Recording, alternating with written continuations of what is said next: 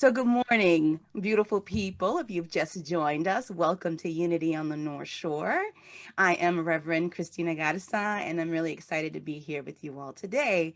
And as Reverend Kurt mentioned early in the service, this starts our Lenten season series, and it's based on the Unity booklet, The Spirit of Christmas. And I think someone may have already put it in the chat, but if not, I'll have somebody put the link in the chat. You can actually download a copy immediately, or you can have a copy sent to your home, or both. I like both.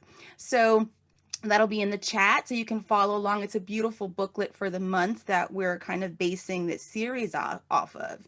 And so just so that you know, I mean, the idea of just even the word Advent, it means beginnings. And so we in Unity use this as a time of spiritual introspection. So Christmas is about waiting for the birth of Jesus, right? And so for us, we think about it in a different way, in a metaphysical way, about how is the divine child, being born in us, and how are divine attributes growing in us, and how are we allowing them to grow.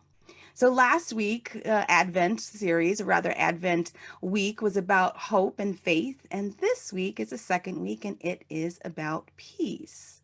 And it's kind of funny in a way and challenging to talk about peace in these times, right? I'm not immune to it, as no one is. To kind of talk about peace right now in the midst of everything that's going on seems a bit challenging, right? We're living in a house divided, a country that's divided. You hear it all the time in the news about the polarization, all the things happening with, the virus. I mean, we could go on, right?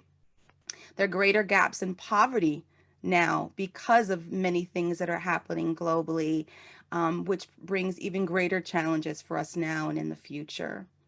So for me today, I thought, what am I going to talk about? What am I going to say? And I got to be honest, I was just not feeling doing the same old Unity, Advent, metaphysical Advent, let's feel good. Let's talk about the magic and the awe and the wonder of the Christ. That's part of it, but that's not all of it. So today I want to talk about Jesus's birth and Jesus's legacy that we're celebrating as well via his birth in the larger social, political, historical, biblical, and metaphysical context. And I really want to engage today the Bible mystically. I want to invite us right here and right now to have eyes to see and ears to hear. So, what is peace? Let's start with that. We have this idea of peace. I'm sure most of us do, right? It's the absence of conflict. We're, feeling good. It's calm. It's serene. It's like that kumbaya, right? That quiet, that silence. But oftentimes, peace can actually come in the noise, can it not? Have you all had that experience where there's been chaos happening, craziness, noise, what have you, and there's somehow this sense of peace that washes over you? I was remembering this week a time during Thanksgiving that I hosted a party at my house a number of years ago. And my family's big into karaoke. And so we had a house full of friends and family and started doing karaoke into the literally wee hours of the night. And I remember at one point just sitting back as people were belting out 80s tunes. Of course, you got to do Prince and Journey and all that kind of stuff, right? Otherwise, it's not a real karaoke party. And so I just remember sitting back in this laughter and this noise and this boisterousness and thinking, this is peace. This is a great experience. This is a great day. And I'm sure many of us have had that experience, maybe watching children loud and play and not, on the street or what have you. And in that, there's this sense of peace that just washes over you, this beautiful deliciousness that you just kind of vibe with, right? It reminds us that chaos and mess can sometimes bring about peace because it's about that connection, that opportunity, that opening for love and for joy. I want us to rethink this idea of peace today. I attended, for example, a diversity training just yesterday. As Unity ministers, we have to do a diversity training every year to keep our ordination up to date. And so I was in an ordinary training with Reverend Jim Lee out of Unity Las Vegas and his wife Lisa Lee, who are phenomenal. And so we think, right, we're going to diversity training. It's about something out there. It's about someone out there. It's about bringing peace to people. It's about learning how to live peacefully. And they kind of turned the whole thing on its head. What they did instead was really start looking introspectively at what it means to us. How are we being the light? How are we being the peace? How do we need to look at aspects in our life and aspects of our consciousness that need healing in order for us to really be that light, that connection? And Reverend Jim talked a lot about this idea of polarization, which is obviously, again, very much a word now in our lexicon. And so the idea is that in polarization, there's also possibility. There's one end and another end, but a whole big old beautiful space in between that can birth possibility. And part of that is also, again, about the integration of ourselves, learning what we need to learn about ourselves and understanding and being okay with it. The road to peace is sometimes messy, y'all. It is messy, but it ends up being a peace different than the kind of peace that maybe you imagined. Jesus really was about that. If we really look at his message, his mission, from what we know from the Bible, we see a different kind of take on peace at times. And when we think about Jesus for the most part, especially in this holiday season, we're thinking about, oh, the Prince of Peace, right? And Jesus turned the other cheek, right? And so that kind of comes through for us about what we mean with peace. But there's some other things, if we look at the writings in the New Testament, in the Gospels, that have a different kind of peace that Jesus is talking about. And one of the ones I want to focus us on is Matthew, verse 10, rather, chapter 10, verse 34 to 39. And here's what it says that Jesus says: "Do not think that I have come to bring peace to the earth. I have not come to bring peace, but a sword. For I have come to set a man against his father, and a daughter against her mother, and a daughter-in-law against her mother-in-law, and one's foes will be members of one's own household. Whoever loves mother or father more than me is not worthy of me, and whoever loves son or daughter more than me is not worthy of me, and whoever does not take up the cross and follow me is not worthy of me. Those who find their life will lose it, and those who lose their life for my sake will find it." So there have been numerous interpretations of that. I mean, some have used this as a justification for Christian violence. No. Other people have just been confused with that and just sort of ignore it and just sort of think it's some sort of fluke. Maybe it's a translation fluke. But I think there's something really powerful in this particular passage. And I want to kind of back a little bit into just establishing a context for us with this passage. So when we look at the times of Jesus, the real historical times, there was a Roman occupation, there was Roman oppression, and there was rampant poverty. There was Jewish revolts that were happening as a result of this. And so then there was further oppression, there was persecution, there was fear, intimidation, and torture. The cross was something that was used. We know that Jesus was crucified, but this was a torture tactic, a fear tactic that was used often by the Romans to suppress people's voice. So there was a rising militantism in this time. So there's that part. We also know that if we look at from a biblical perspective and look at Jesus sort of as this continuation within the Bible, there was a lot of talk in the Old Testament about the fact that people had lost their way. They had fallen off. And so Jesus steps into this And in the Bible, we see that that's why we think of him as the Messiah, because it's this salvation, this savior, but it's really a restoration. It's a remembrance of the past. Because if we look at many of the prophets like Misha or even Isaiah, or look at some of the Psalms, the idea of peace and justice go hand in hand. One, for example, I'll share Misha, chapter 6, verse 8. What does the Lord require of you but to do justice and to love kindness? To do justice. It's a verb, right? We're doing justice.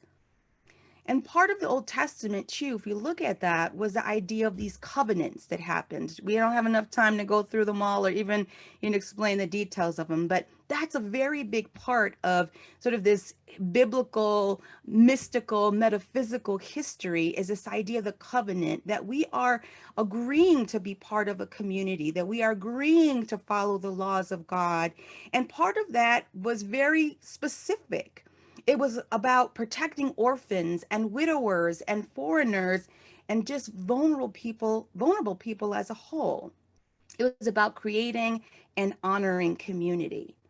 So then Jesus's birth and then the mission that he takes on is really what we understand is the hope of the new covenant, which is really the old covenant. It's reestablishing, remembering these things that society has lost, these obligations, these responsibilities, these connections, these relationships. So he's coming to fulfill the law and reminding people of their duty to God and to the service of each other as a way to serve God.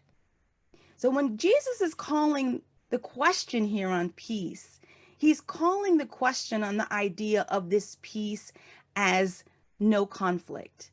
And he's saying just because you don't see a peace, you see peace here, doesn't mean that everything's okay.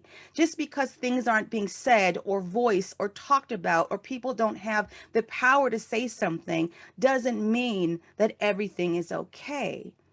And the other part is he's reminding us that peace is ultimately not about the world. It's a deeper peace that we are engaging in ourselves that also then becomes a collective peace that we share with the world. So let's look at that metaphysically, that particular passage in Matthew 10:34 about the peace and the sword. Now, the first part people say is, okay, again, very literal interpretation. If you take up, God's vision, rather Jesus's vision, you're going to lose your family members. So, that can be said if you're a truth teller, if you speak your truth, you can potentially lose friends and family. Well, yes, that is true. But there's something more here. If we look at the idea of the household and of the individual family members as parts of ourselves, we look at this as how is it that those can also be thoughts in our mind, thoughts in ourselves that we are then dividing against, those different challenges within ourselves, those different thoughts within ourselves that are fighting and resisting to kind of come to truth. So there's that. Because ultimately, what does a household and family represent? It represents comfort, it represents ease and protection and convenience and custom. And so Jesus is saying the sword is about pushing that. It's about pushing that comfort zone. It's about wanting to really push this idea of, are we truly being people of God? And so it's messy, it's chaotic, it's painful, and there has to be sacrifice at times. It's about challenging those parts of ourselves and then at the same time integrating those parts of ourselves to find that spiritual balance, that spiritual justice, creating new relationships with ourselves and others. How about the sword metaphor? Let's think about that for a little bit. A sword you think of as a weapon against people. But Jesus was a master wordsmith and he played often with words. And so, what is a sword here in this context? It is a tool. It's something that you can use, that you can wield for good. It's a vessel potentially to unite.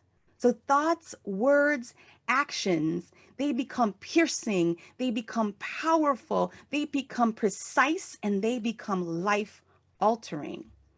It breaks ties from the past, potentially, and it forges path to the future. It's like clearing away. You have a machete, in the forest. There you are, clearing away to this new path into the future. Or maybe for those of you who are like Star Wars junkies like me, the Jedi Knight, right, with the lightsaber or the lifesaver, it's sometimes called. It's cutting through. It's cutting through false peace to the truth.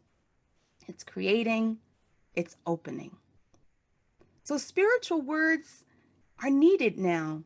We have to create that opening, and we have to open our eyes and our ears to the absence of peace and to bringing on true spiritual justice. This week, I was reminded of a number of things that sometimes we get in the comforts of our life. Sometimes we get into our woe is me and thinking about the things that are so wrong in our life and all the challenges that we have in our life. And it's important to see beyond. And it's not a way to feel guilty about our lives or to judge ourselves or to judge each other, but it's sometimes a reminder. Sometimes these things are the swords. And a couple things were the swords for me this week. I received a message, a tag on Facebook from a congregant, and it was about the palm oil industry in Indonesia and in Malaysia. And it essentially was a post and a connection to an article about the palm industry. And I'm going to ask Reverend Kurt or someone to put that in the chat as well, because I think it's a really important thing for us to just, again, be aware of. And palm oil is found in everything from potato chips and pills to pet food. It ends up in the supply chain, and it's one of the biggest money makers. It's a $530 billion beauty business because all of this ends up, the palm oil ends up in many beauty products. So L'Oreal, Unilever, Procter and Gamble, Avon, Johnson and Johnson, all of them are big used palm oil. And, many of these products are and brands are about helping women around the world feel pampered and beautiful. But the irony is that there's a lot of abuse that happens in the palm oil industry. And this article was bringing light to that fact about all the research and all the documentation around that. The atrocities, there's the irony that, women are being used and abused, that there's generations of female impoverishment, that there's toxic work environments, harsh working conditions, rape, and even sex trafficking. And that got me to kind of just being curious. And I started doing some research on sex trafficking because that was also a link to this particular industry. You all know that almost 5 million, there are 5 million victims globally of sex trafficking and human trafficking. That's 3.8 million adults and 1 million children. 99% of those are women and girls. And so profits from this are estimated at 99 billion worldwide. Let me say that again, 99 billion worldwide. Why am I saying this to you all? It's just a reminder again that Jesus is calling into question, as we must as well, some of the things that are happening in our world. We have to open our eyes and we have to open our ears to see and to hear, because there's poverty everywhere and there's situations that are happening everywhere, even in our own backyard. I got messages this week as well from some of my colleagues from Leadership Evanston who are doing work in Evanston for families that are going through challenges right now because of COVID and lost jobs and things like that, undocumented status. I'm going to also ask that those be put in the chat as well. One of my colleagues, Tanya Angosa, is doing a GoFundMe. I have another colleague, Mercedes Fernandez, who's doing a drive as well. These are for families in Evanston, in our community, that are in need right now. So these are just things that I want to bring light to you. Again, not for us to feel bad or guilty, but for us to remember our call and to remember that there really can be no peace without justice. And part of that is our own internal justice, because justice is balance. So we have to achieve that balance. But it's also about the justice outside of ourselves, that is a reflection of ourselves as well. So the Gospels tell us, Jesus tells us and is focused on these problems of violence and brokenness and conflict and alienation and polarities as a way as a way for us to engage the living Christ, as a way for us to open ourselves up, as a way for us to be the hands and feet of God, as a way for us to open up our spirits and truly love and feel and be. So there are opportunities for us, whatever they may be. There's so much out there for us. And it doesn't necessarily mean that you have to go out there and protest and all of that. I was laid raked over the coals. I remember earlier this year when I did a talk at another church because a congregant was saying that I was saying about focusing outside and not focusing on the church. And that is not what I'm saying, because here's the real truth: there is no outside.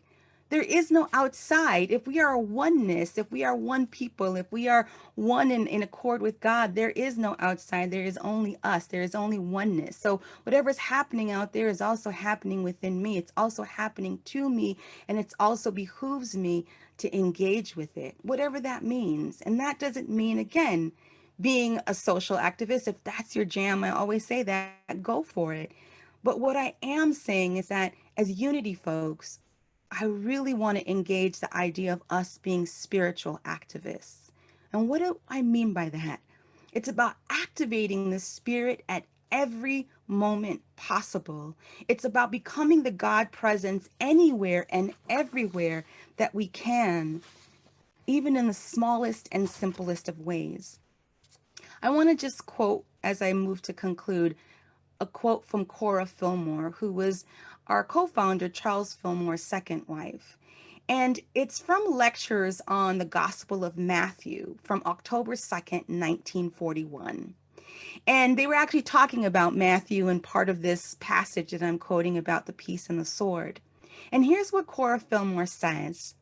You remember Abraham's faith demonstrated unto him righteousness. Step by step are we now entering into a new kingdom, and the old things are passing away.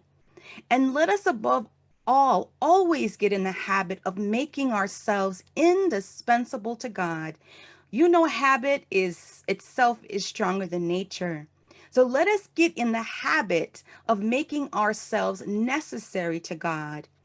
We may do thousands of things in the silence, but let us pour out healing blessings upon this one and that one, someone in need, someone that no one else is paying attention to, because the Lord hears. Let us remember that.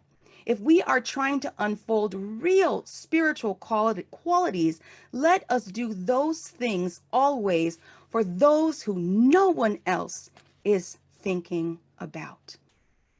So, spiritual activism, getting yourself into balance, but also about serving others. Jesus' ministry, Christian ministry, our fifth principle in unity is about living the principles. And so it's about what can we do in real time. And that might just be pray and trust and believe. We are praying people. We are a prayer ministry. And that can be enough, because again, words are precise and they are powerful and they can make change. So maybe you get a group together, a prayer group, to pray for women in the sex trafficking industry. Just an idea. I'm just saying there's ways to do this that are creative, and ways that we can engage spirit without this idea that we always think it's so big and grandiose and out there in your face, right? I want to conclude. We get to be the spirit of Christmas. We get to birth this newness into the world. We get to birth the Christ consciousness into the world. We get to be these cool spiritual doulas that are ushering this beauty, this lusciousness, this gorgeousness in. By remembering who we are, by remembering that we are cosmic, energetic charges, by remembering our covenant with God and remembering our covenant with each other. Love thy neighbor. Remembrance, restoration, right relationships. So be the justice and be the peace, again, without guilt, without shame. So, people of unity, today I challenge you all to lift up your swords. What is that? A sword can be your pen or your tongue or your pocketbook or your prayers or your connections or your conscience or your consciousness. To be the hands and feet of God, we must lift up our swords. What are you willing to transform? What relationships are you willing to make new? What comforts are you willing to let go of? We must comfort the afflicted and afflict the comforted. As Cora Fillmore said, how will you make yourself indispensable from God? Because here's the truth. Reverend Kurt said it at the beginning about what we believe this community is about. We are risk takers. We are love makers. We are chain breakers. And we are justice shakers. This is what we are, people. This is what we say we are. This is the way of Jesus. This is the law of love. This is the rule of God. So pick up your swords and be warriors of love. Let's take this into a time of meditation. Go out and tell our story. Let it echo far and wide. Make them hear you. Make them hear you. How justice was our battle and how justice was denied. Make them hear you. Make them hear you. Living, loving spirit, we open ourselves up in this time of meditation. We remember who we are. We remember that lineage of the anointed, that lineage of the oneness, that lineage of the eternal, and we connect to that here and now. And we breathe into it and we allow. We open up our hearts and our minds and our core to be able to give and receive in this sacred moment, in this sacred space, in this connection that we forged here and now. And in this time, this Christmas spirit, this awaiting of the Christ's birth, we remember two figures. And I want us to just sort of take this visualization, this path here today. I want you to imagine that you are on a spiraling path. Maybe you're on a labyrinth path. But see yourself walking this path, walking along, and you end in the middle. You end in the center of that spiral or that labyrinth.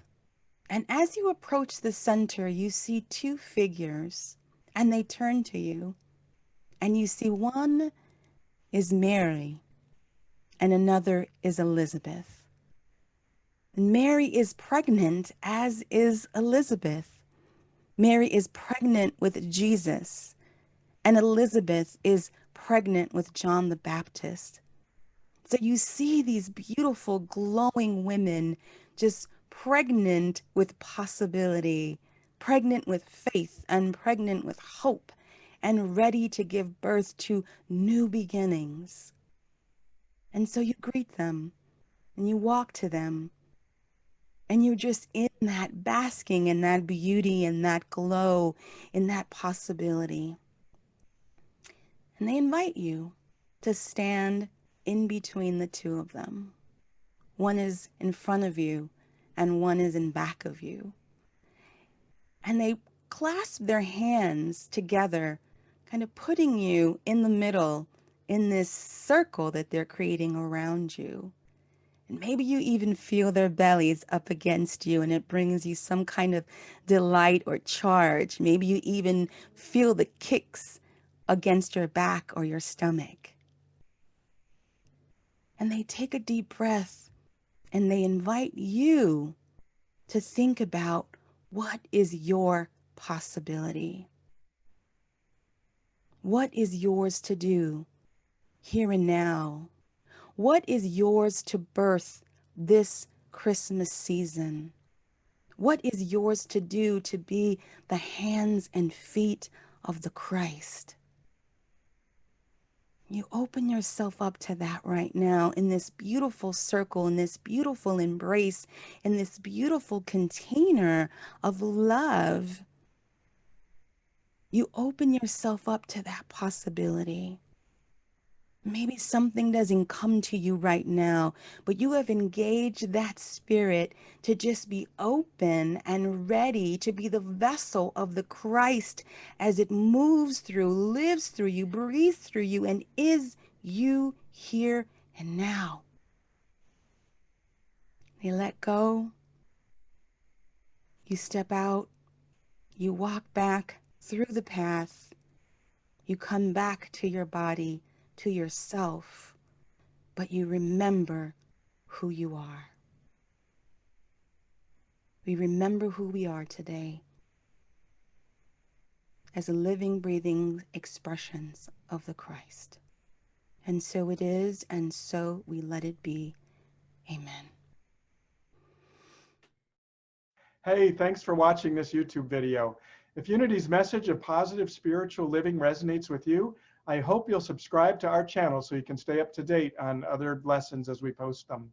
Also, if you're able to support us financially in the work that we do in the world, please check below for contact information. You can visit our website, find more about what programming we offer, as well as how to give. Blessings.